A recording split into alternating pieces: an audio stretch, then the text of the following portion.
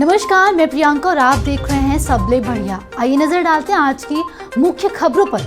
प्रदेश व्यापी भेंट मुलाकात कार्यक्रम में पहुंचे मुख्यमंत्री भूपेश बघेल ने जशपुर में स्वामी आत्मानंद शासकीय उत्कृष्ट हिंदी माध्यम उच्चतर माध्यमिक विद्यालय का शुभारंभ किया।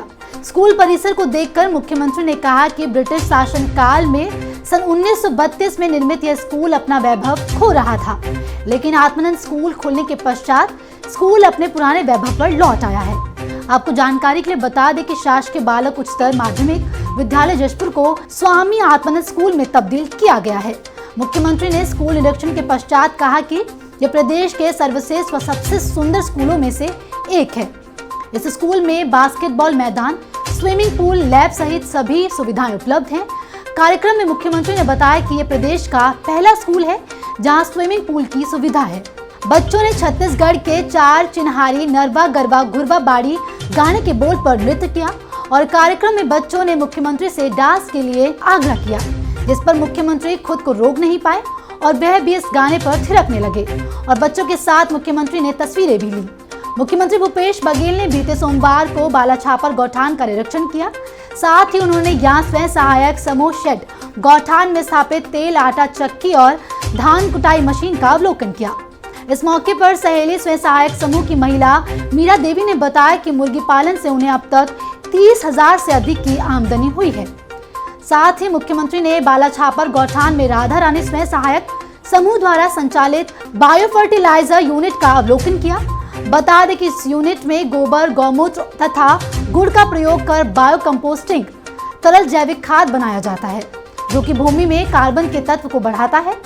इस तरल जैविक खाद से भूमि को 50 से 88 प्रकार के माइक्रो तत्व मिलते हैं। इस खाद के इस्तेमाल से भूमि में हर साल कार्बन तत्व की मात्रा 0.25 से लेकर के 0.5 तक बढ़ सकती है। मुख्यमंत्री भूपेश बघेल ने जिले में निमोरा और कारा सीवरेज ट्रीटमेंट प्लांट तथा भनपुरी, बोरियाखुर्द और जोरा पानी टंकी का लोकार्पण किया। इससे भनपुरी, जोरा और बोरियाखुर्द पानी टंकियों से 2 लाख की आबादी को शुद्ध पेयजल में सुविधा होगी। मुख्यमंत्री ने इन कार्यों के जरिए नगरवासियों को 156.27 करोड़ रुपए से अधिक राशि की सौगात दी। बता दें कि भनपुरी में 3200 किलोलीटर, जोरा में 10 लाख लीटर और बोरियाखुर्द में 25 लाख लीटर क्षमता की टंकी का लोकार्पण किया गया। मुख्यमंत्री भूपेश बघेल ने पाटन के सिकोला में स्थित हाईटेक नर्सरी का लोकार्पण किया। आपको बता दें कि 3 करोड़ 8 लाख रुपए की लागत से बनी इस नर्सरी में नेचुरल वेंटिलेटेड शेड नेट के चलते पौधे 5 गुना से 50 गुना तक वृद्धि दर्ज कर सकेंगे। इस मौके पर मुख्यमंत्री ने कदम का पौधा भी लगाया। बता दें कि परिसर में boundary wall, forest guard quarter, admin block, support building, सिंचाई व्यवस्था का निर्माण भी किया गया। यहाँ 50,000 पौधों की तैयारी आरंभ कर दी गई है। हाईटेक नर्सरी की विशेषता है कि यहाँ पर एक्सोटिक पौधे का आरोपण भी किया जा सकेगा। वन विभाग के अधिकारियों ने मुख्यमंत्री को बताया कि यहाँ ग्रीन हाउस फैन कूलिंग की सुविधा भी है। मुख्यमंत्री ने इस अवसर पर यहाँ काम कर रहे स्वयं सहायक समूह की महिलाओं के साथ फोटो भी खिंचवाई और उनसे कहा कि पौधारोपण के कार्य को तेजी से बढ़ावा देना है। छत्तीसगढ़ को राष्ट्रीय स्तर पर ही नहीं बल्कि अंतर्राष्ट्रीय स्तर पर भी एक बड़ी उपलब्धि हासिल हुई है। विकास के छत्तीसगढ़ मॉडल का प्रभाव अंतर्राष्ट्रीय स्तर पर भी प्रदर्शित होने लगा है।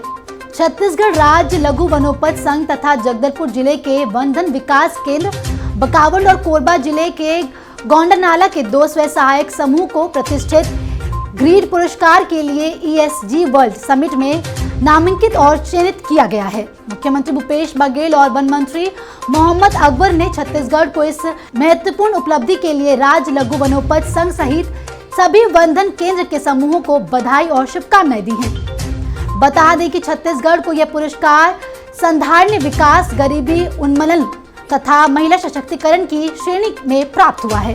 ESG ग्रीड पुरस्कार समारोह सिंगापुर में आगामी 22 और 23 जुलाई को आयोजित किया जाएगा। इसमें भाग लेने के लिए विजेता स्वयं सहायक समूह की 2 महिला सदस्यों को पुरस्कार लेने सिंगापुर भेजा जाएगा। ये आदिवासी महिलाएं पहली बार विदेश यात्रा करेंगी। राज्य सरकार द्वारा छत्तीसगढ़ में कोविड-19 संक्रमण के नियंत्रण के लिए हवाई अड्डों और अंतर्राज्यीय बॉर्डर चेक पोस्ट पर अन्य राज्यों से आने वाले यात्रियों के कोविड सैंपल चेकिंग के संबंध में निर्देश जारी किए गए हैं। इस संबंध में सामान्य प्रशासन विभाग द्वारा जारी निर्देश के अनुसार राज्य के सभी हवाई अड्डों पर आने वाले यात्रियों के कोविड सैंपलिंग चेकिंग की जाए। इसी तरह अन्य राज्यों से अंतर्राज्यीय बॉर्डर चेक पोस्ट के माध्यम से आने वाले यात्रियों की कोविड सैंपलिंग चेकिंग के निर्देश दिए गए हैं। राज्य के समस्त संभागायुक्त, पुलिस महानिरीक्षक, कलेक्टर तथा पुलिस अधीक्षक को इस आशय का पत्र भेजकर अपने अपने क्षेत्र अंतर्गत निर्देशों का कड़ाई से पालन सुनिश्चित करने के निर्देश दिए गए हैं। अभी के लिए इतना ही। जल्द लौटते हैं दूसरी खबरों के साथ। तब तक बने रहे सबले बढ़िया के साथ।